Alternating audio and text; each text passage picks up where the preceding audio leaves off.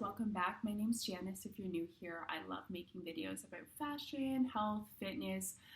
Definitely health is what I'm most passionate about. I know a lot of you found me through my eczema video that I made here on YouTube. It's been my most popular one. Also, some of you found me on Instagram, I think via articles I wrote about eczema or healing my eczema through a plant-based diet. So thank you so much for anyone that has ever watched my videos, followed me on Instagram. So many of you guys have messaged me over the years telling me thank you, asking me questions, and nothing in this world makes me feel better than helping somebody or seeing an improvement in anything. Like, that's what I live for. That's what I'm passionate about. Yes, I know I make a lot of like shopping and like fashion type videos, but health and helping people is my true passion in life. So if I can ever do that, I'm so happy and grateful. So if you are new here though, I would maybe suggest the order that you watch some of my like health related videos would be the one about my eczema. I'll link all this in the down bar. One about colonics and also about liver cleanse. So I just wanted to give you an update because a lot of people do message me on Instagram just about how I'm eating. Has my eczema ever come back? I will say I'm sorry, the way I pronounce eczema, I'm from Canada. Where I live, pretty much everyone pronounces it like that. I know a lot of people also say eczema. When I look at the word, it probably should be pronounced like that, but I've found two different sayings. I actually looked this up because I didn't want to be wrong, but pretty much everyone I know says it like me. But even some TV commercials, some say eczema, some say eczema. So like tomato, I can't really help. Like, I'm just used to pronouncing it like that. But yeah, I'm gonna put a picture up here of what my eyes used to look like for about 20 years of my life. So the most my eczema would ever go away in the past was maybe for a 2-week period, then it would flare up again. I tried everything, you guys. You can watch the original video to see what I tried though. So it's now been, actually, I can't believe it's been this long. It's been 2.5 years since I've ate primarily a plant-based diet, and my eczema has never come back once, not for a day, not even a small speck of dry skin anywhere on my face or eyes. Like, I can't believe it. I'm so happy. My overall skin is also a lot better. I barely ever get breakouts. Just recently, I think because I fell asleep with my makeup on, I did have a pimple. And it sounds crazy to me to say this, but I used to like have horrible acne along here. I can't even remember the last time I even had one pimple. Like, I used to have hundreds along here. So for me to not even remember when I had one breakout is crazy to me. So some people have messaged me on Instagram or YouTube, and not in the nicest way, asking like, do you still eat a vegan diet because you're showing products that contain leather? And I just want to clarify something. I've never claimed to live a complete vegan lifestyle. Obviously, I probably wouldn't be sitting in front of a leather couch or have leather handbags or shoes that have leather on it. I commend you if you can live that lifestyle. Personally, right now, I don't know if I'm ready to take that step. I don't want to say I never will, because if you would have asked me even 5 years ago if you would eat a vegan diet, I would have thought you're crazy. Like, there's no way in hell that I would ever do that. But definitely, like, I feel totally different about that now. So for the last 2.5 years, I have ate pretty much a vegan or plant-based diet. So what I did is, when I first wanted to really, the main reason was I wanted to improve my skin. Like, I couldn't even go out in public with my eyes looking like that or without caking on a bunch of makeup. So I decided, okay, you know what? For 1 month, you're going to eat a completely vegan diet. So I think I said in my previous video, I wasn't at the time eating that much meat, so that was not a problem to get out of the way. And I was having tons of eggs and lots of dairy, probably mainly in like protein powder, Greek yogurt. I thought egg whites were really healthy. I would eat those every single day for years almost. I would have egg whites with salsa on it for breakfast. So after I cut that out, just after 4 days, my eczema went away, and I was like, is it just gonna go away for a day? And it's never come back, you guys. So the main thing that helped me was the book The Plan by Lyn-Genet. So her book, I think a lot of people were getting confused. Her book is not about, being a vegan or eating a vegan diet. Yes, she does have plans that are vegetarian, vegan, ones that are beneficial for thyroid health, etc. A lot of her recipes are more plant-based because in general, eating a plant-based diet is the least inflammatory for our bodies, okay? But she does still include some meat, some dairy products occasionally that she considers, based on her research with her patients, to be the least inflammatory. So how I like to eat is basically causing the least inflammation for my body. And what through, testing different things over the years, eating primarily plant-based is the least inflammatory for me. That could be different for you. I'm not saying everyone needs to go vegan, because you could be vegan but still be eating a complete crap diet, right? You could be using a lot of those like fake soy meat products, fake cheeses. To me, like, I find that it's just kind of disgusting. Like, I never really liked cheese to begin with, so why am I going to go buy like a fake cheese? Soy causes a lot of inflammation for a lot of people. Some people might be okay with it, but I would maybe do research into that if I were you. So I would say now so for the first year of this like 2.5-year journey I've been on, the first year I ate a complete vegan diet, except for, I remember once I got one slice of pizza because for probably like 2 months I was craving pizza. So I went to get a piece of pizza, and I remember it had like 2 pepperonis on it, and it did have cheese. So I ate that, but I would say for, the first year, I only slipped up one time and ate a piece of pizza, and I wouldn't even call it a slip up. I wanted it, I knowingly went out to get it because I was just craving it so bad. And you know what? It made my stomach upset. So, and I didn't really gain anything by eating it, so that didn't happen again. So definitely in 2.5 years, I have not ate meat besides that one piece of pizza. I would say, after the first year and a half, then I kind of became a little bit more lax about, okay, you know what, if you're going on holidays, like for example, we did quite a few trips last year. Like when I went to Japan, I'm sorry, I want to try Japanese cheesecake. Obviously, there's a lot of dairy in that, but I tried it and I enjoyed it, and nothing bad happened to my skin. Or, I went to Paris. I'm sorry, I'm going to try a croissant. You have to live your life. I think another book that really helped me was the China Study by Dr. Campbell.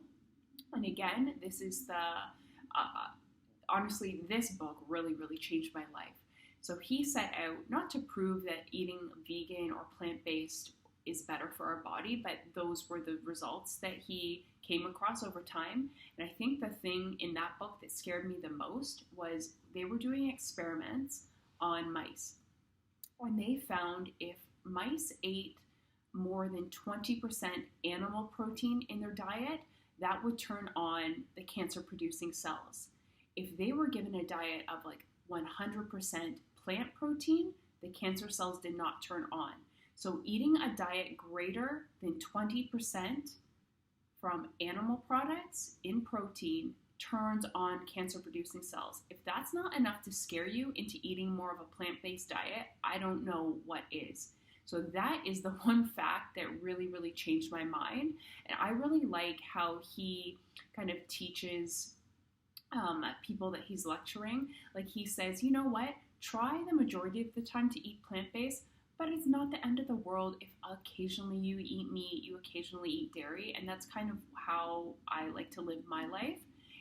I will never tell someone how to eat. If they ask my opinion, I will give it, and that's probably what I would say. Like primarily eat plant-based, but it's okay to like occasionally eat like a good source of animal protein. I also think why vegans kind of get like a bad rep among other people, and this is why actually I always thought in the past I will never go vegan, is because a lot of them really do bully other people either online or in person.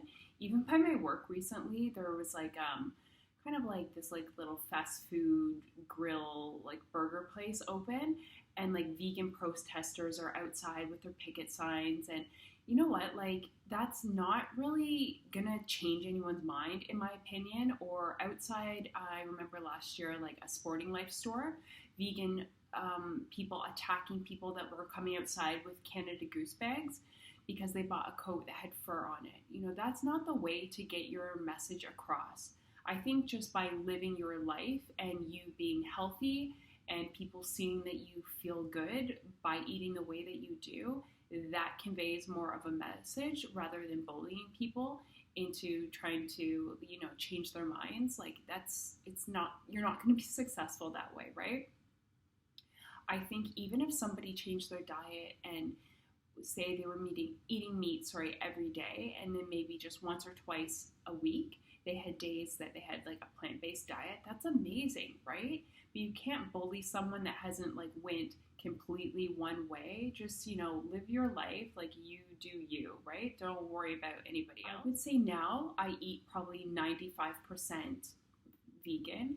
I really don't think I will ever eat meat again. It just, when I think about it, I grew up on a farm and I really do love animals. And I know that sounds hypocritical because yes, I have purses made of leather and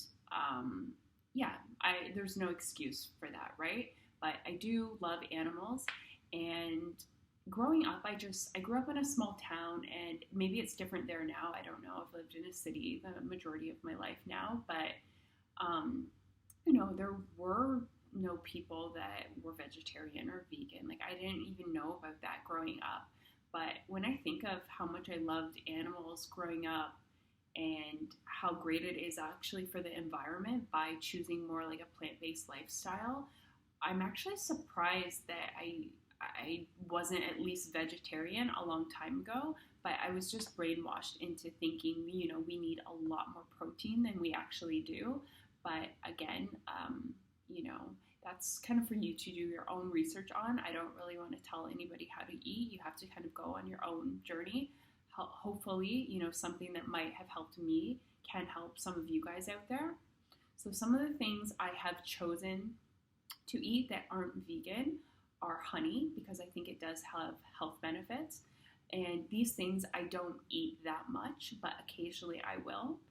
For a long time, I bought that Earth Balance, the vegan butter, but something about it just one day, it was really grossing me out. Like it just tasted so fake, and I'm thinking, you know, there's soy in it, and I don't know, like it just seems like it's like chemicals, almost like margarine.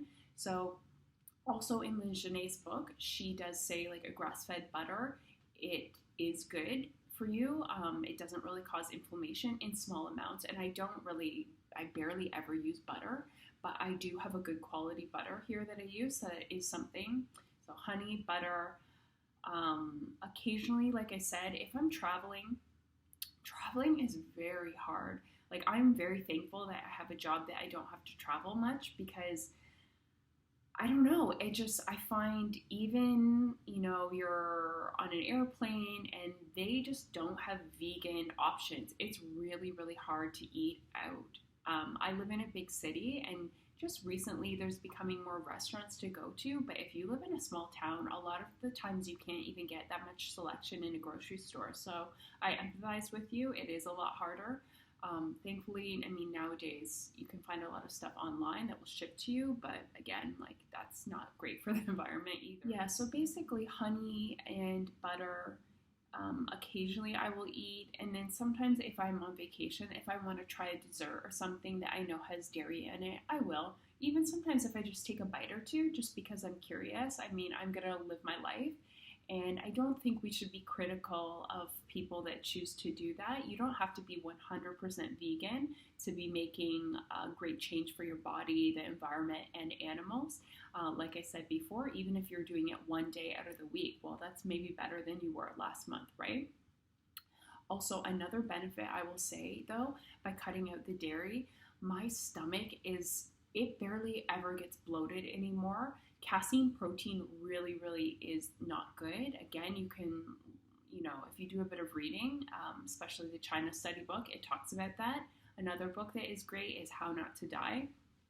but it would cause my stomach to have so much bloating, gas, indigestion. What else have I noticed? My skin in general is very, very healthy. My hair grows really fast. My nails grow like crazy. I just find my skin is just more glowing in general. It's not so dull looking. Something else. Okay, so I remember, I don't know if she still makes videos anymore. Years ago, like that Freely the banana girl, she would always talk about going vegan. And I remember she said she used to have really bad cellulite, but it took about 2 to 2.5 years for her to notice a difference. And now, like in the videos I was watching a few years back, she had no cellulite at all, like very lean, very fit. But she said it took a long time, but the cellulite eventually went away. I will say, like I still do have it, like it's still not great at all, but I used to have it really, really bad on the sides of my thighs. That's where I carry a lot of my fat. And I will say the last 5 years, I really haven't worked out consistently. Like I used to be obsessed with working out, but I still enjoy it. I still work out a lot, but not as hard, or I haven't really stuck with a program for a long period of time, haven't done like progressive overload, so I really haven't gained that much muscle or anything. So keeping that in mind, I'm not working out as much and just changing my diet, my cellulite has got so much better. Like it almost used to be like bulging out, like the little fat cells out of the sides of my legs, and it's so much smoother. Like it's, trust me, it's definitely still there. I'm sure a lot of people would still think it is not, it's pretty gross looking, but it is a lot better. So that is another thing that I think I can attribute to my diet, just because there's overall a lower amount of inflammation in my body, which I am stoked about. So I'm gonna start working with a trainer soon too. So I'm really excited because, putting my diet and the workout plan together, I think it will give really, really good results. So I just kind of want to recap. If you're suffering from eczema or eczema, first of all, I would go get allergy testing done at your doctor. Get the one that I did, where they test on your back you have to go to the hospital. I think it's 3 days out of 1 week, just to make sure you're not allergic to something that you're using, or might be something even in the air, some sort of chemical, detergent, makeup. So eliminate that. Get a food allergy test done. Okay, so if all that stuff comes back normal, then I'd start looking at healing your gut. So maybe look into Colonics, the liver cleanses. So go watch that video of mine. Changing the diet. Doing kind of like an elimination diet where you keep a food journal, taking out, say we're going to remove dairy, we're going to remove eggs, we're going to remove this and that.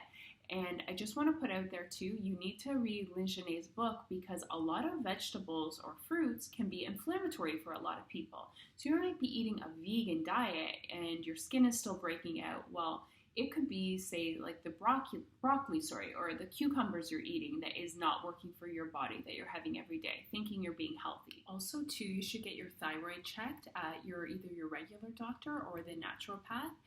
Get your full thyroid panel checked. You can look online what you should ask your doctor to specifically check for. Also get them to check, obviously, all your other vitamins and minerals, just to make sure you're not really deficient in something. I recently went to the naturopath, and, taking B12, vitamin D, especially in the winter months, you really need to up that, as well as a good multivitamin.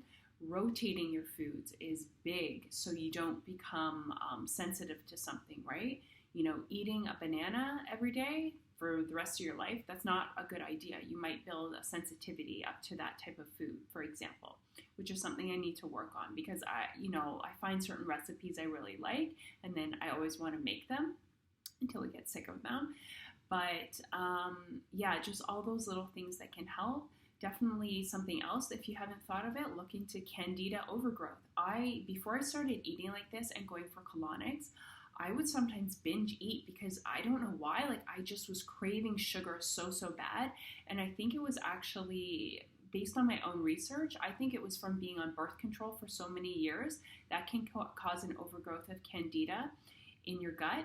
and then that makes you crave sugar. There was a couple nights I actually got out of bed and either walked to like the corner store, or I remember one night I got up and went and got those little like Timbits donuts because I needed sugar so bad.